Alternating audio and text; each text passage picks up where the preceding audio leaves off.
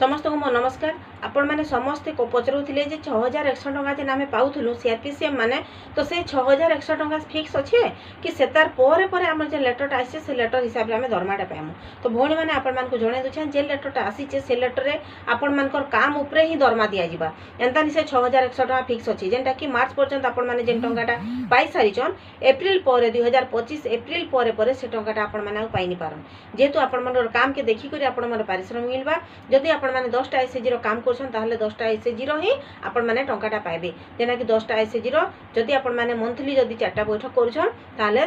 100 टंका पाइबे प्रति एसएचजी प्रति। तापर एमपीआर रो कथा हैला एमपीआर जदि आपण माने प्रस्तुत करछन सेति पाइबे 1000 टंका आउ एफएनएसडब्ल्यू रो जदि आपण माने मीटिंग करछन सेति पाइबे 200 टंका आउ आमर सीएलएफ रो जदि रेजुलेशन लेखुछन से जगह मीटिंग करछन 1000 टंका आ सब कमिटी रो मीटिंग करी से जगह खाता पत्र लिखन कले 1000 टंका आउ आपण मान को वार्षिक